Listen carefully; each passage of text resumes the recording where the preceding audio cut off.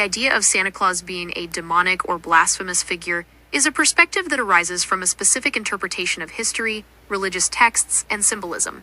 This viewpoint often focuses on connections between the modern Santa Claus and pre-Christian, pagan traditions, as well as a perceived conflict with the worship of the God of the Hebrew Bible, YHWH. Here's a breakdown of the arguments that support this perspective. 1.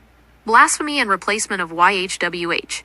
YHWH as the sole giver of gifts. The argument from this perspective is that the Bible presents YHWH as the ultimate source of all blessings and good things. Attributing the giving of gifts to Santa Claus, a fictional character, is seen as a form of idolatry or blasphemy. It's perceived as replacing the divine source of provision with a human-made figure. The omniscience of Santa. The phrase, "he knows if you've been bad or good," attributes a divine quality of omniscience, all-knowing, to Santa. In the context of monotheistic religions, this quality is reserved for God alone. Assigning it to Santa is seen as an imitation or mockery of God's nature. Santa's status and worship. The traditions surrounding Santa, such as children sitting on his lap, writing letters to him, and parents telling their children he is real, can be viewed as a form of worship or reverence that should be reserved for God. 2. Pagan connections and traditions. Odin and the Wild Hunt. One of the most common pagan links is to the Norse god Odin. Odin was a bearded, old man who rode an 8-legged horse named Sleipnir across the sky during the winter solstice. The Wild Hunt was a mythological event where Odin and a host of spirits flew through the night sky. The imagery of Santa's sleigh and reindeer flying through the air is seen as a direct parallel to this pagan myth. Witches, shamans, and the fly agaric mushroom. Another theory connects Santa to Siberian shamans. During the winter, these shamans would gather hallucinogenic red and white fly agaric mushrooms, Amanita muscaria.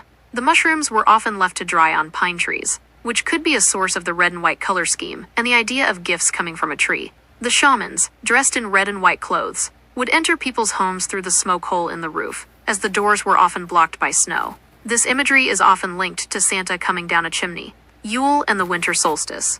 The Christian celebration of Christmas on December 25th was deliberately chosen to coincide with the Roman festival of Saturnalia and the pagan celebration of Yule, which marked the winter solstice. This was a common practice by early Christians to convert pagans by incorporating their existing festivals into the new religion. From this perspective, the traditions of Christmas, including Santa, are seen as a continuation of these pagan celebrations that YHWH in the Old Testament explicitly commanded his people to avoid. 3. Blending of figures. Saint Nicholas. The modern Santa Claus is a blend of various figures, including Saint Nicholas of Myra, a 4th century Christian bishop known for his gift-giving. However, the argument is that this figure has been so heavily paganized and commercialized that he no longer represents the historical Christian saint. The red suit, the flying sleigh, and other elements are not found in the story of